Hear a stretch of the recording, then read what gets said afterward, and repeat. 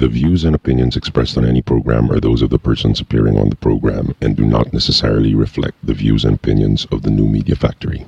Some programs on this network might include strong images and language and may not be suitable for all audiences. Viewer discretion is advised. Would you come if I asked you to ride with me on this one-way road that leads? Oh, I don't know, but I will take you anywhere you see. I know what you need, and what you've got is exactly what I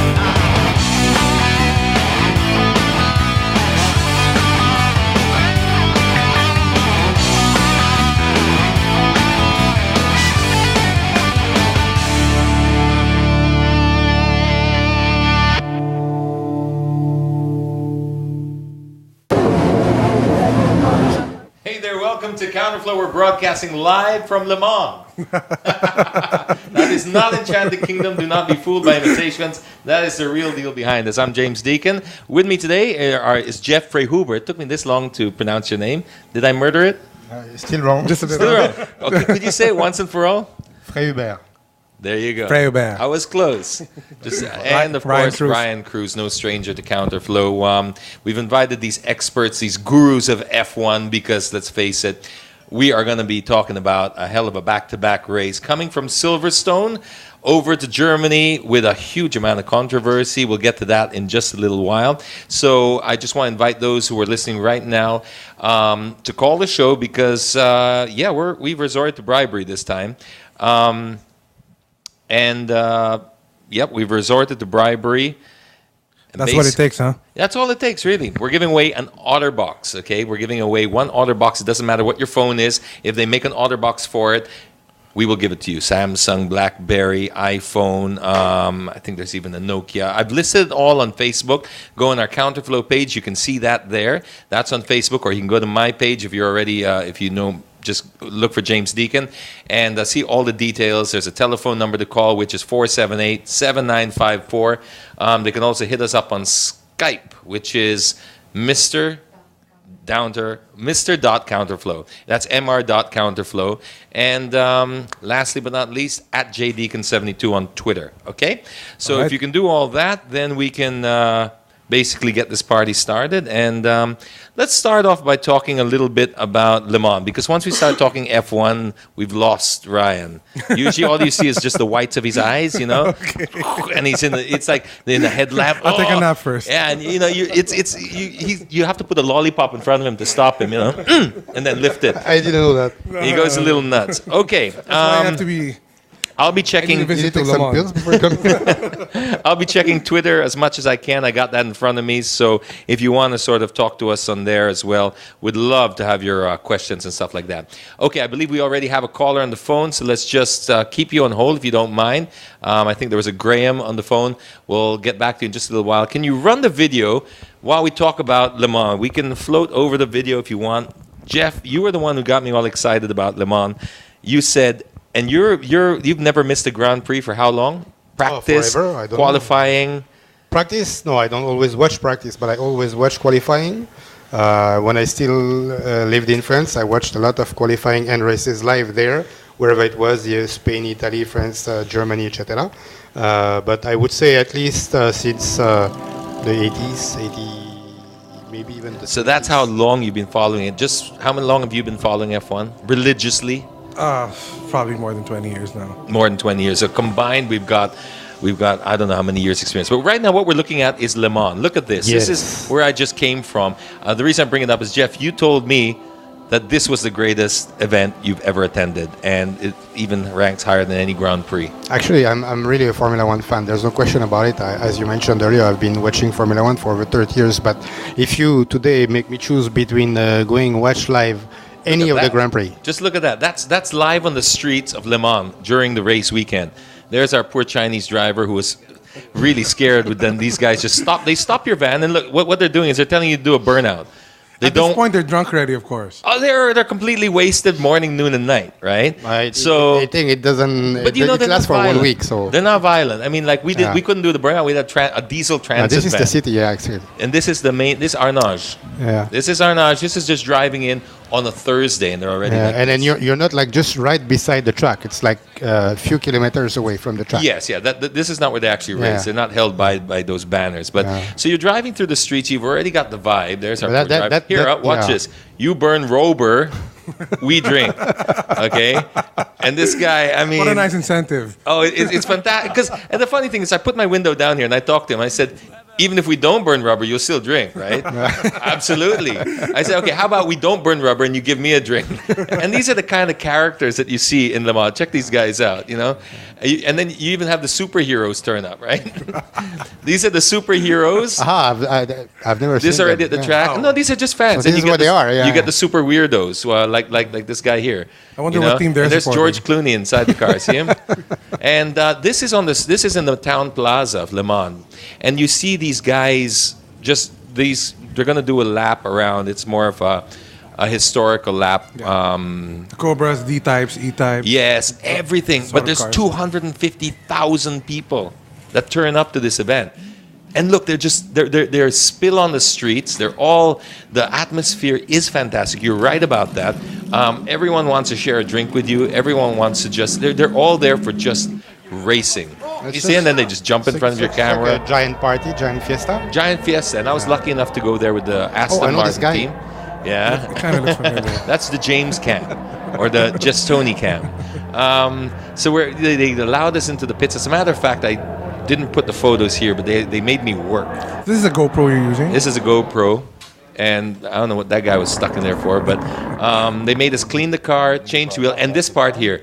We got the keys to an Aston Martin, a V12 Vantage, and they let me. It was supposed to be just with the owners. We're supposed to ride, but the guys who owned Aston Martin Rating had a spare car, and they said, "Here, if you think you know, as long as you keep it shiny side up, take it around. Just be." And it was a damp circuit. This is about 45 minutes before the race, so the fans are already there. Can you turn the volume up for this I'm part? surprised they allowed you that close to the race. Because they don't know him.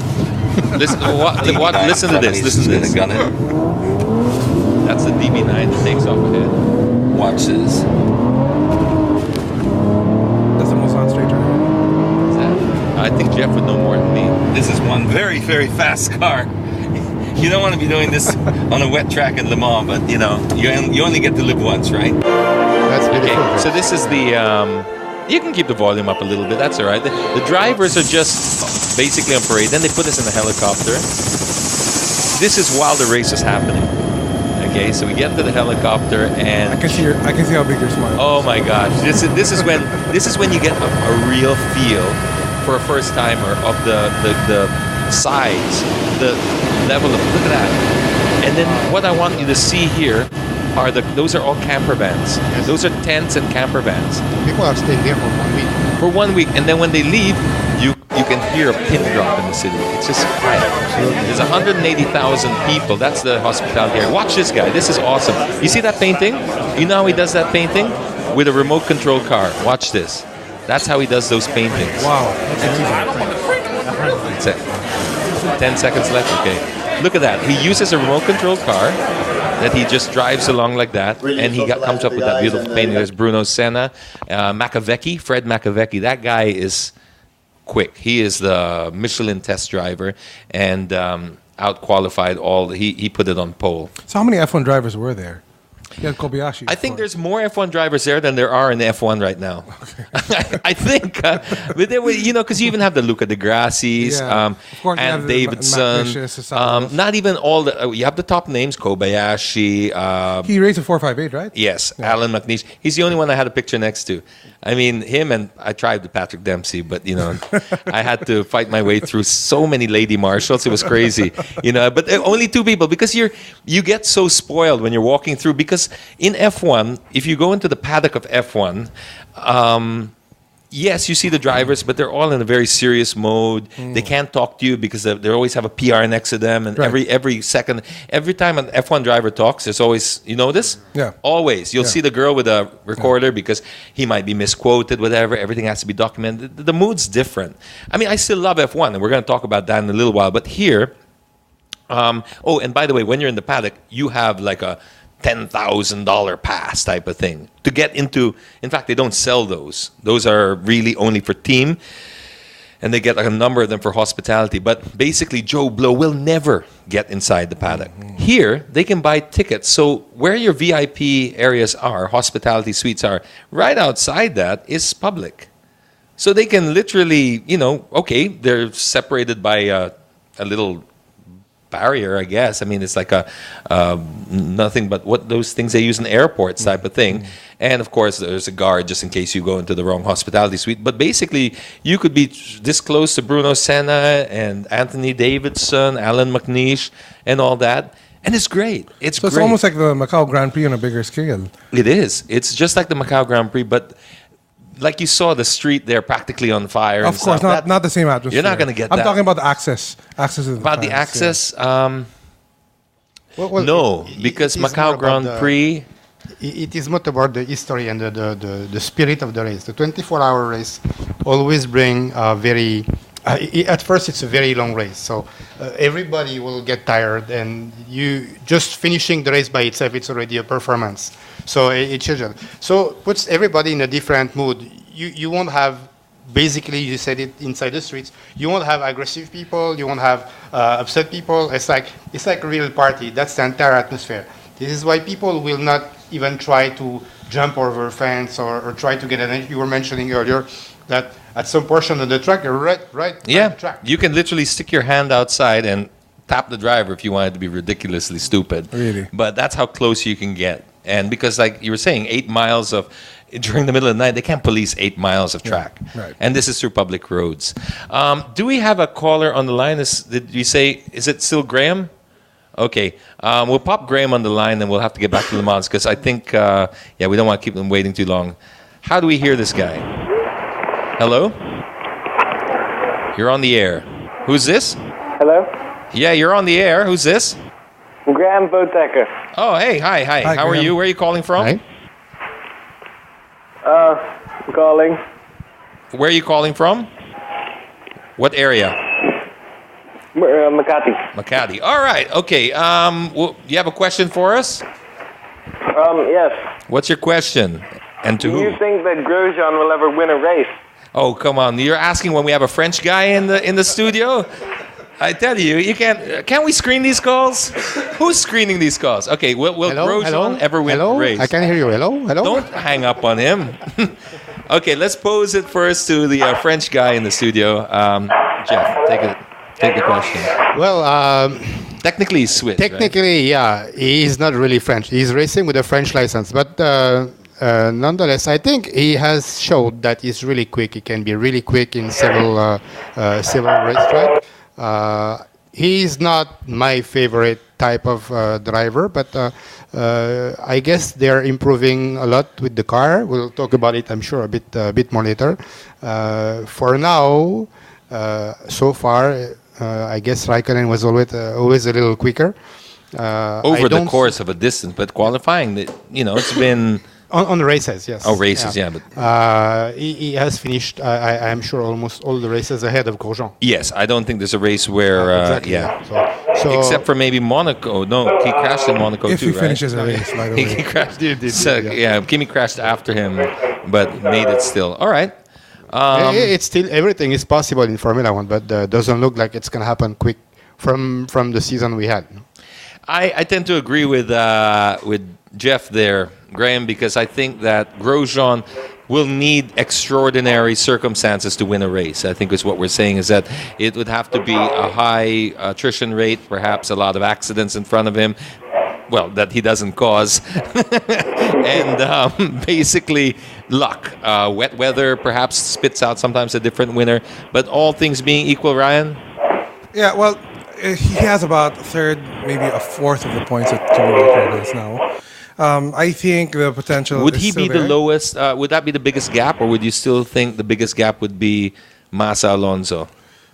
So I can't remember how many points Alonso has to Massa now, but I'm pretty sure that Grosjean is scoring about a fourth of the points. We can probably check in a bit. And that really gets to a driver. I've seen Grosjean driving now.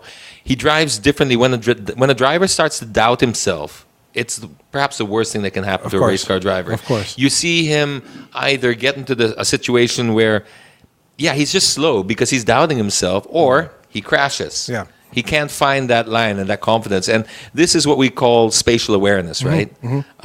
Spatial awareness, from my understanding of it, is you have this awareness of what's around you. You Right. don't need, for example, that fantastic video that came out with Anthony Davidson where he showed Kimi Raikkonen come down and Lewis Hamilton pull up Right. along out of the pits. Right. Now, one was accelerating, one was coming under the brakes, right? So it's a driver's responsibility. Yeah, okay, Kimi was able to completely out race him to the corner, Right. but then Hamilton came back up. Right. So it's a feeling that you have. Okay, it's a calculation. This guy is down, but he's here, but he's going to be there because he's going to come off the brakes here.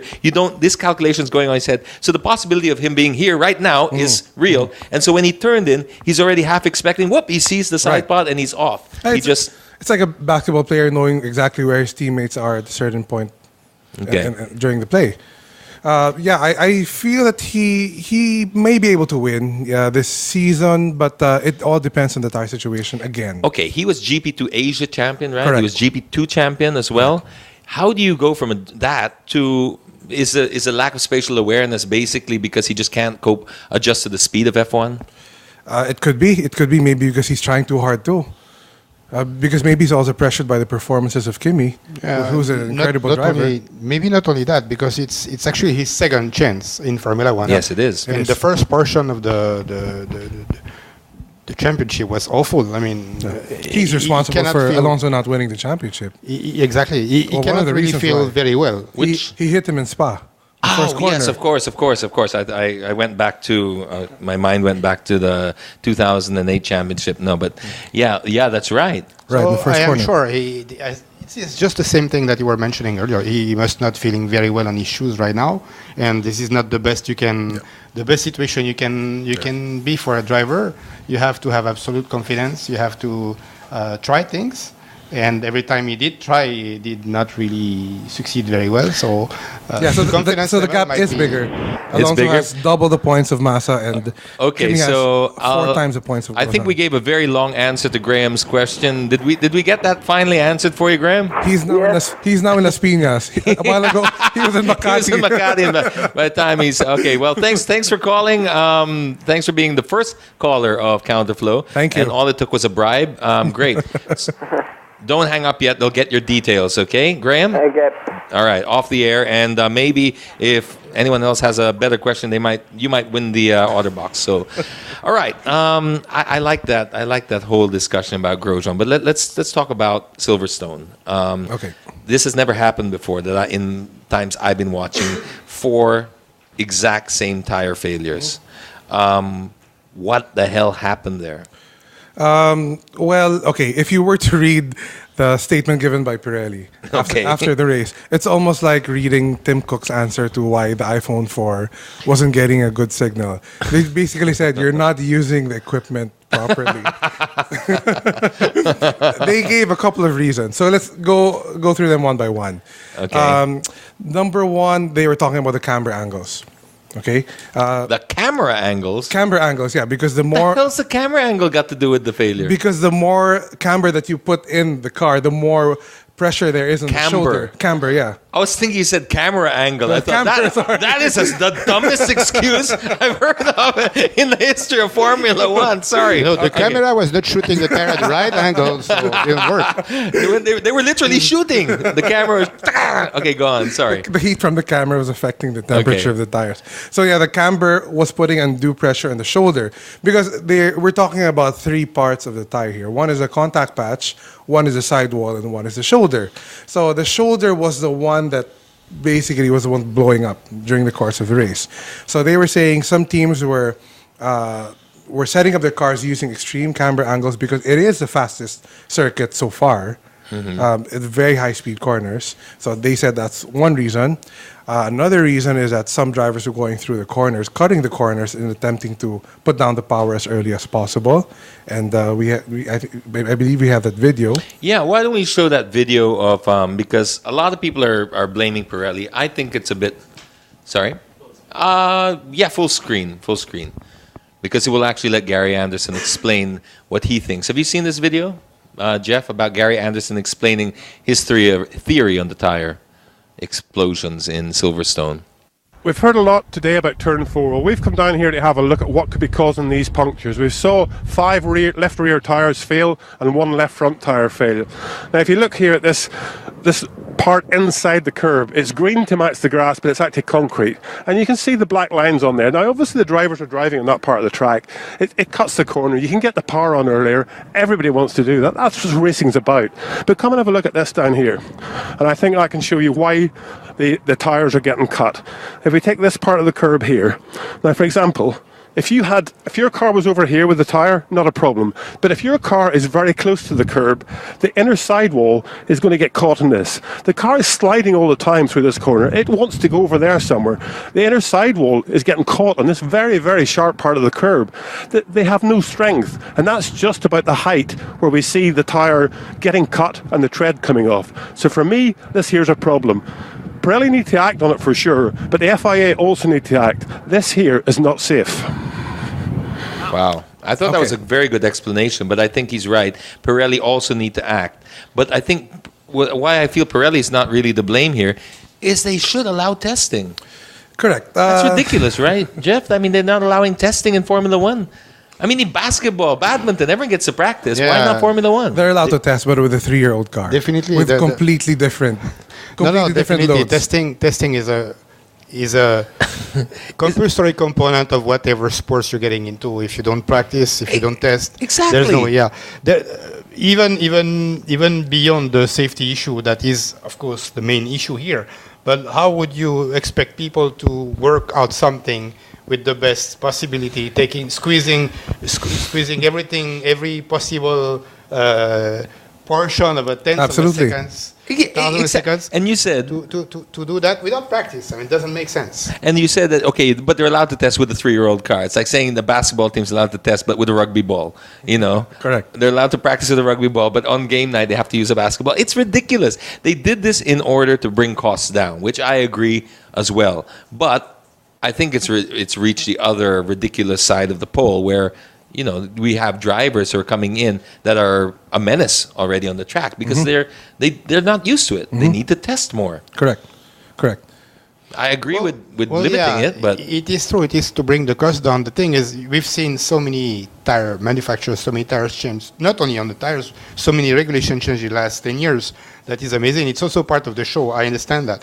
The point is, at some point, whether you test with an old car or a new car, you cannot expect to get the best of any technicalities without testing it in the real setup. And I don't think during the practice session, the 3 practice sessions that you have before, this is enough time to get the most of everything. So of course, at some point, beyond the safety issues where the tire blew up, I also believe that the show is being altered by the fact that some teams have really hard time to manage the tires, and the tires becoming a huge portion of the results. Where I would accept it as a competitor. I'm also managing a racing team, so in karting, so we do have to do it with that. But at some point, if the tire become one of the most essential part of the result, then it is the most essential part, I think we had this discussion after the last podcast.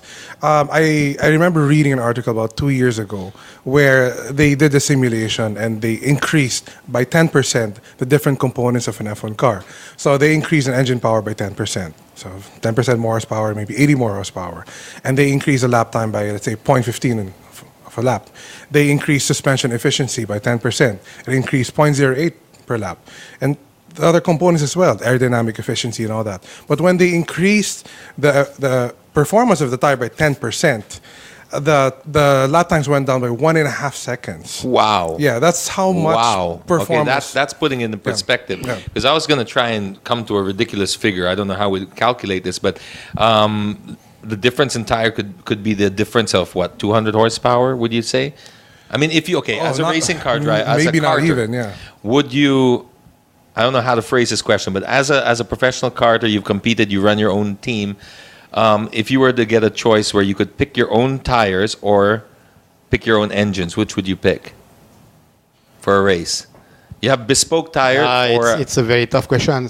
an engine that's 20% more powerful than the rest? It's a combination. I mean, I would honestly, nobody would be able to answer that. Engine is always there, but if you have lots of power, but you cannot control the power is useless. No grip, yeah. So it's not possible. I mean, I love these questions, but I know it's no answer. It's like who's better, Senna or Alonso? Yeah, it's Exactly. waste of. but the tire, for me, from what we've seen for the last few years, has become too much of Artificial? a big complication Yeah. for the teams, and we see the limit now. It's becoming harder and harder. We may add more practice, or we'll add to the cost, but if we don't allow practice during the season, maybe with limiting cost, it's going to be very hard for the team to be able to work properly, and then therefore help us to see who's the best driver, who can improve during the season, who can learn better, etc. Where you perform best as any sportsman, you want to improve during the season. Here, it looks like every race is a new start. Yeah. So it's very hard to see who has really improved towards the season. I'll just stop there for a second. We'll take a commercial break. Okay. And when we come back, I'll ask Jeff what his plans are, because he's got some exciting news for us, because otherwise we'll never get to it. So we'll be back just after this message.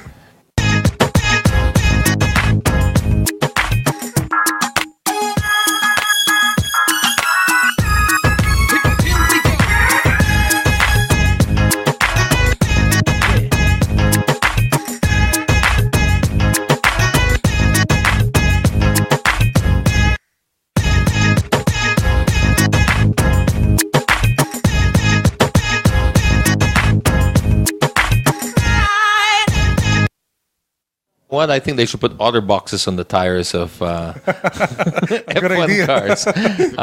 That would have helped a lot. Okay, if you want to win an otter box for your phone, and we're giving away for all kinds of phones, not just for Apple phones or Samsungs, but Blackberries as well, and there's a whole bunch of them. And a number of series. We're giving away the Armor, I think, today. 478-7954. We already had one caller there, so we get another caller. We'll entertain that call. In the meantime, Jeff, I interrupted you. We can talk about F1 underwater if we had to, because we'll never shut up. So I also invited you onto the show because you've got some exciting news. I know you can't talk as much about as you would like to, but tell us about your new project.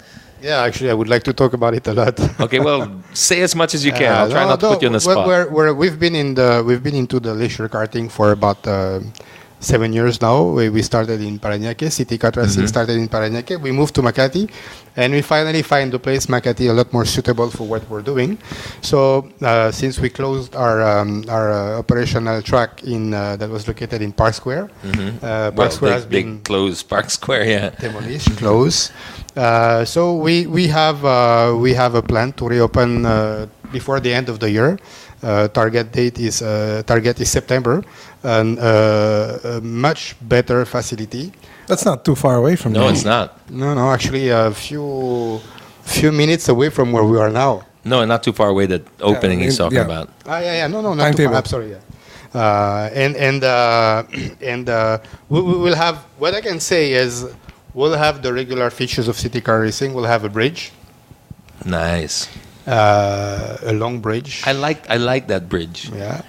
We'll have a big tunnel. Except for heavy guys like us. I was just about to say that. Yeah, but Going down, you should make the ramp going down longer. Longer, yeah. If that's Because possible. remember, if I remember one time getting the corner wrong before the bridge in the old City Kart, and you I lose the stopped. momentum. I actually stopped. Oh no way! It happened. Yeah, because I spun or I completely lost. So it tok tok tok tok tok tok tok tok tok tok tok. But anyway, sorry. So you'll have a bridge.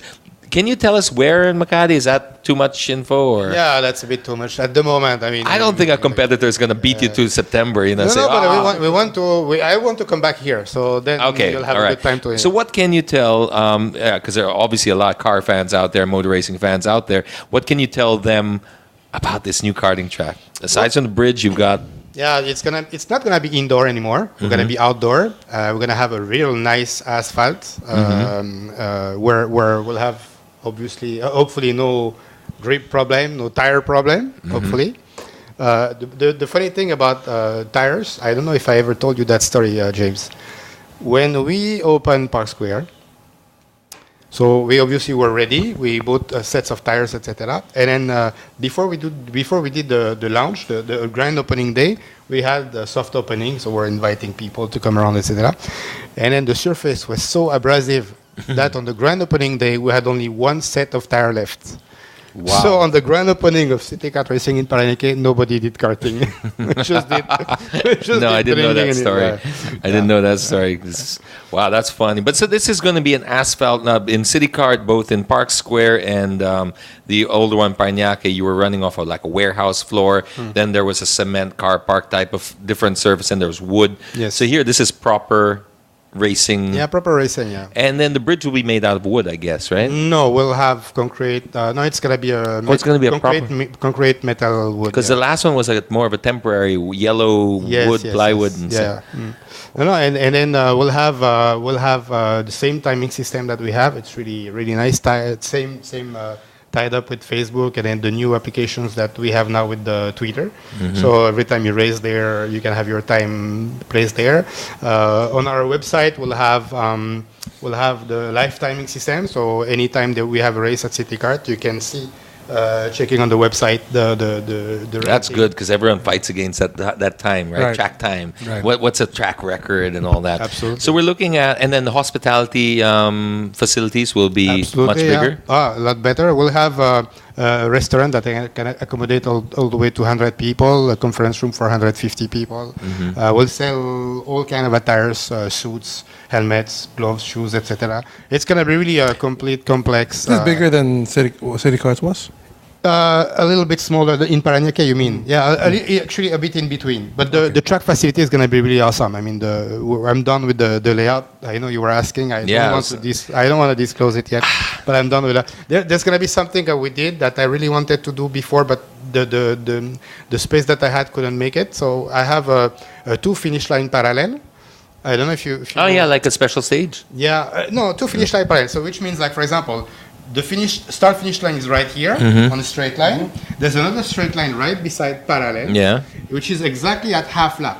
Okay. So assuming there's one car here, car B starting on lane here, and then another car starting here. When that car has accomplished one lap, it should be exactly here. While the car was started there, should be exactly there. So it's kind of like the special stages that they do with Race of Champions. Race of Champions. Oh, yeah, exactly. Yeah. So same there. So you can visually see. You can have 2 cars racing each other on time. Yep. If you don't want to do a wheel-to-wheel race, which I don't know why you wouldn't want to do a wheel-to-wheel race, but yeah, if you wanted to do it like that, that's awesome. That's really cool because it allows us to do a lot more things for corporate event with a lot more visual things, not only just by the live timing but other things. We'll also have onboard cameras that we have for the racing team to study the racing app. But that's a service that we're going to offer to all our clients. Like after their lap, they can have their own USB and then they can have their lap on the. Because we really need to, and if we want to get into Formula One, we got pretty close with Marlon Stockinger. Well, we are still pretty close. I mean, he's still there on the foyer, the doorstep of. Do we have any call yet? No. All right. We're still at the doorstep there. We still have an opportunity, and if not with Marlon. If for any reason Marlon doesn't make it in there, which is of course, hey, just because you're at the foyer, it gets harder from now, right? There's a lot of people also knocking down Eric Boulier's door, and it's about creating grassroots now, about creating the whole new generation of karters. So you have a City Kart Racing team that compete overseas as well sometimes? Yes, we do. We're gonna go to Italy and France towards the end of the year. Oh. Okay, so this is a good breeding ground. I know Ryan's itching to get back to F1, so we're gonna have you back on the show. You can have all the time you want. No, when you get back on the show, we're gonna allow you back when you show us a track layout and pictures already. I'll do it. So we want to see that next time. Okay. We have a caller? No. No. Back to F1. Yeah, sorry. So where do we... Okay. A statement by Pirelli. Okay, statement by Pirelli. We're still on the tires, all right. Yeah, we're still on the tires. So they were blaming the curbs also. The driver straight lining the curbs. They were also blaming the teams switching the tires around. because the tires are asymmetric. Okay. Meaning that you have to mount the outer left portion rear. of the tire to the outer portion of the rim, but you can't flip them because Pirelli claims that the loads on the tires, the loads that they can bear are different from left and right, because there are heavier loads on the left hand side of the car in Silverstone. So they said that of course teams do this to maximize the amount of sets of tires that they have. So they switch the tires from left, right, and vice versa. But although I don't think it has happened during the race. During practice, most probably they did. Most probably, yes. Yeah, I don't think they did. Well, I personally don't know. I think the politics is. I heard that there was a statement sent out by Hankook, Kumo, Bridgestone, and I think even Goodyear, all in the same week, saying both Hankook and are not ready to come in because they're potentials, right? And Kumo as well also made a similar statement that they're not ready to come into F1, and Michelin saying that they're also not interested. Which kind of we wonder if that's a political move to sort of put the FIA up against the wall and say, listen, you got to play ball with Pirelli now because there's nobody else, Right. and stop making them also look like fools by not making them practice. Well, even if they were ready, I'd be afraid to presume that they'd be ready in half a year. Absolutely. And without testing, you're going to have the same drama. In fact, even more. Yeah. The answer really is testing, and they should be allowed a little bit more at least. And then also at the very, very beginning of the story of these tires is why would they make tires with the purpose of lasting only 5 laps or 4 laps? Well, supposedly that's what they were asked to do, but No, exactly. They were asked to do two stoppers per race per True. team. That's what they were asked. But why would we ask them that? So if I am the tire manufacturer, improve I would say, the show. my tires will last 4 laps. Yeah. There's something wrong between what they are asked to and then the image that of their own company. The whole setup, and I'm just saying that from the message that you're sending from other tire manufacturers. I'm just saying that because I do believe the partnership that they have Should be beneficial too, as well as sales. And so, what would you rather have? Would you rather have one tire last the whole race, or one pit stop, or Well, that didn't work as well for. no? It didn't. We had the Indianapolis in 2005. This is a similar situation. In fact, Mark Webber hit the nail on the head. He said if it didn't rain during practice, you probably would have had more of Perez's incidents. You had more blowouts because they'd allow more track time, faster lap times, and more pressure on the tires. So if the blowouts happen during the practice, now you're faced with a situation. Okay, are the tires safe to race on Sunday? And it's exactly the same. I was right there by the corner when Ralph Schumacher crashed in Indianapolis. That's right. You were there live. I was right? there. You were one of those guys that just, what the hell? 6 cars showed up on the grid. 6 cars. Thiago Montero and the Jordan finishing the podium. Yeah, but that was a hell of a race. You know what? That was a great race. I mean, those 2 Jordans, their lives depended on it because there was a podium up for grabs. Right. And Thiago beat Narain at that race. Yeah. We actually didn't know what was happening because we were partying with our friends a whole weekend. Was it something we said? We had no internet access the whole week. Okay, so when they pulled in the pits, we had no idea what was happening. And you know what the commentators never mentioned, that it was actually Father's Day weekend for those guys. So you had so many guys, fathers, bringing their kids to see Formula One for the first time, driving down from other states, only to see 6 cars. And this is coming from a grid of NASCAR is usually 60 cars buzzing around. Okay, So let's going back to that weekend, that was a year where tire changes weren't allowed. Yeah, I think tire change makes fun. I mean, we want to see pit stop for sure. We want to see safe pit stop. We want to see different tires, different type of tires, because you have to match the strategies. Yeah, I agree. But up to the point where you have to change tires every 5 laps, I really don't. No. I think you make it that's a taking it to the maximum extreme, of maybe 15 laps. I would think. Yeah, I would 15 to 18 laps. 1/3 of the race. 1/3 of the race, or the possibility that you could do a 2-stop only. Exactly. Yeah. So 2-stop or 3-stop. That's 1/3. Right. Yeah. So 2-stop or 3-stop. That's it. Right. 1 stops. almost, well, you could do that at a really high risk, but it opens up the strategies, because that's also part of F1. Otherwise, we just see the same cars going around in circles. And same tires the entire season. So what happened with Kimi in that race? They lost the race for him, didn't they? I mean, well, he lost on a possible podium, I guess. I don't know if it's because of the temperatures, track temperatures. Same thing. They made a very bad call. They didn't want. And the car wasn't performing as well as I hoped it to be. But they didn't call him in on the safety car. Correct. He was cursing the team about that call. They chose to keep him out. Yeah, correct. and he basically just faded. I mean, as he predicted. He openly criticized it after the race. Well, they have apologized already. The team's apologized. So let's look towards Germany before I get that 5-minute signal from the desk. Whoop, sorry. Germany. What's practice is actually happening right now. Yes. Actually, somebody just posted that earlier about the times. But what in Germany? Teams are not looking to boycott? Well, if it's not going to be safe, of course. If Pirelli cannot guarantee the safety of the drivers, but they've made the changes, haven't they? Well, here's the thing. Okay, Pirelli was also talking about the tire pressures being too low in the last race, so they've asked for a system how they can monitor all of these supposed factors that affected the tires.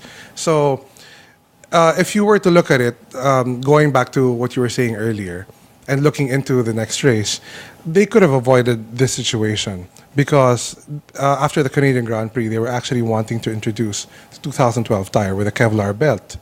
And some of the teams said, namely Ferrari, Force India, Lotus, they said it was unnecessary because these are the same teams that we're going to lose out in terms of performance.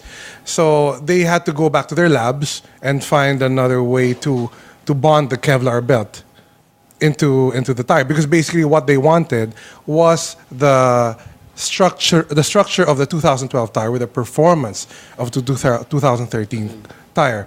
Now, of course, that's looking back months back. You can look back a year and say, why weren't they allowed testing? Why weren't they given enough leeway by the FIA? There's so many factors that are affecting this. Going to the next race, the tire compounds are going to be different. Instead of medium and hard, it's going to be medium and soft. It wouldn't be strange to see Mercedes up there, for sure. A strange statistic about Vettel is that he's never won in July. He's never won in his home soil. Yeah. His best result in any home Grand Prix that he's had was second to Webber back in 2009. Wow, yeah, I remember reading something about the July thing and the home race. Didn't Schumacher have a similar curse? But I think he broke it, didn't he? Yeah. Or did he break it? He had a similar curse. In Hockenheim, I think. Hockenheim was always a curse for him. Right. So, you can never take away the pressure for home race to these drivers. Yeah, well, who's won a home race? Nico's won a home race this year. Who else has won their home race? This year? I think it's just been... Yeah, it's just him, I think. Yeah, it's been just him. And Lewis was close to winning his home race. Right. I mean, that he would have. Right. I mean, if Nico won it. I mean, so Mercedes are up and up. Mercedes actually in the last 3 races have scored more points than Red Bull. And they're only 50 points adrift from Red Bull. And in a 1-2, I think it's 40... Is it 43 points up for grabs? 43, if you get a 1-2 finish, which is not completely unthinkable at this point of the season. Yeah, we would have had that. Yeah, Mercedes actually stands to gain the most from the changes in the tire. Yeah, because they tested. No, I'm just kidding. Well, whether or not it's a factor. No. I don't think that was. The steel belt actually it makes the tire hotter by 10 degrees, and the optimum tire temperature for the dry tires is 100 degrees, around there. The operating window for intermediate tires is huge. It's 40 to 100, but for a dry tire, it needs to be around 100. So 10 degrees is a lot. You're asking for a lot. A lot of degradation can happen there. So the Kevlar belt will bring the temperatures down because Mercedes figured out that's what the problem was. The steel belt was keeping so much heat that even if they tried to slow down a little, it wouldn't bring down temperature. So the degradation was coming from that. So if you're going to see one team that's going to benefit from it, it would be them. What did they call it? Delamination? Delamination. But then Gary Anderson's looking at a puncture. That Pirelli was also saying that's completely different. So there are two Different things, because delamination is the whole thing, the whole contact patch coming exactly. off. Yeah. That's how I. So what's Gary Anderson pointing to? That's the puncture from the curbs. But my question is. But he's referring to the same 4 failures. Actually 5, because there was also a front left. which is also Pirelli stating that it was almost like a perfect storm of different factors, but nothing from us, because they said our tires are certified by the FIA, our tires are safe for use by the drivers. Of course, some people are asking, maybe you should look at the standards set by the FIA this year. Yeah, well, also, but just to get back to the tires, because there's something that you haven't said in the tires. Well, you just mentioned it earlier, but this is important, I think, to explain exactly. When Pirelli delivered these tires, they were preconizing pressure, tire pressure, and obviously the entire weekend, teams were all going lower than the pressure required by Pirelli. Right after the first blowout, they went around again, and this is when the tire stopped blowing up. So they were going under-inflating to get grip. Well, it's also to promote the longevity of the tire. But what happens when you lower the pressure, the pressure goes on the shoulders instead of the contact patch. Yeah. And of course, there's a lot more movement in the tire the lower the pressure is. So because the tire becomes more vulnerable to the side, to the curves. That's what you were saying earlier. Because this situation actually has 2 aspects. It's the performance of the tire and the longevity of the tire. Sometimes the car performs well in a situation where it's outside the operating window of the recommended pressure set by the manufacturer. So there is no system right now to regulate that. And that's what they're asking for. I got a question slightly off topic from the tires, but we're talking about the sensitivity. Like you're talking about half a PSI here, 1 PSI there, and the biggest difference it makes. And this is F1, right? I mean, the little winglets, and they even measure the weight of the stickers and the paint on the car. McLaren developed their own paint. Yeah. But then you see something like Kimi Räikkönen lose his nose in whichever race that was, and could finish the race like that because he just didn't want to pit, and he wasn't losing any time. I don't get that. Here they are arguing about the weight of a sticker, and then he's got no freaking nose, and he still maintains the same lap times. Yeah. What's up with that? It's a bit like, when you travel in a business class on an airplane, you see the menu, and the menu you open up, and they have all these 5-star Michelin chefs that have created a special dish for you, and it tastes exactly the same. I mean, there's no difference. So what's... Well, to me, the nose was more intended for the car behavior. And then you can act on the car behavior not only on the nose. There are several other aspects, actually, where you can act to help the car to stay on the track and have more front grip so you can drive the car properly. For the tires, it's very different. At some point, the tires become vulnerable. Well, they should not have been. And we're talking, I think, if my memory is good, about 3 PSI. They were 3 PSI lower than what was recommended by Pirelli. Wow, that's big. Okay, 3 PSI is huge. So, and I've been saying, and then the thing is, when you hear the complaint about what people want to hear. So, of course, you will hear first from the teams, but it is going to be very hard for Pirelli. He said, we've told them. But after that, it's them putting the tire pressure they want. Yeah. And it would be very hard for... Ferrari and Red Bull freely admitted that they So basically they voided their warranty. Absolutely. You could say that. Okay, I get you. So, I mean, I really... I'm not a Pirelli sponsored guy, but honestly, I think the deal they had isn't wrong, isn't right. And I also believe they didn't do right work at the beginning. No. Now it becomes a situation that they have to change everything, and then no way but to go around, no way but to do the tire test. But not only tire test, everything, the engines, etc. We're going towards an immense change. Well, next year. This is another huge topic which we can probably talk about next time. But we'll have to, because we got the 1 minute system now. For me, I said you can look a month back, and after the Canadian Grand Prix, when they wanted to introduce a new tire, you can look back 1 year where FIA didn't grant them any tests for this season. For me, it's also a result of the absence of a Concord agreement. Yeah, and you can look back how Since many 2011, Absolutely, since yeah. 2011, the teams haven't set in Absolutely, stone yeah. the agreement with the FIA. and the regarding how Concord the agreement you're saying would business give run. them the power to give them that influence that they need. Of course. to Of course. challenge the FIA with But certain things. That's a huge topic to cover. All right, okay, That's an even bigger topic. That's that we cover when Jeff opens his track. All right, so you're gonna come back here when you have a track layout and you All can right. show us photos Sure. and stuff like that. But in the meantime, you can get excited about something. Locally, there is going to be a karting track in Makati somewhere, a secret location, but it's going to be. I know where it is, so I can tell you it's going to be fantastic. Great place to practice for leisure, and also it's up to professional level too. So it'll cover everything like that. We look forward to Germany. Fearless predictions.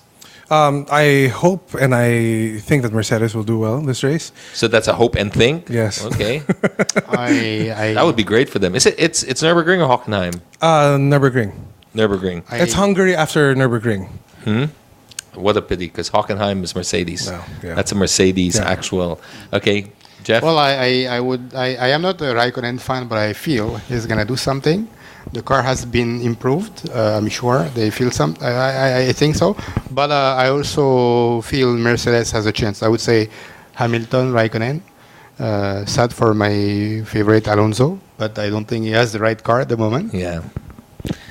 True. Okay, well, if they can get Grosjean to qualify just behind Raikkonen, then it's a game set match for Raikkonen. He'll take out the rest of the field. And speaking of Grosjean, I guess by default, the other box goes to our first caller. We probably had a few calls that we just didn't actually pick up because we were too involved in our own discussion. But we'll be giving away another Other Box in the next show as well. So stay tuned for that.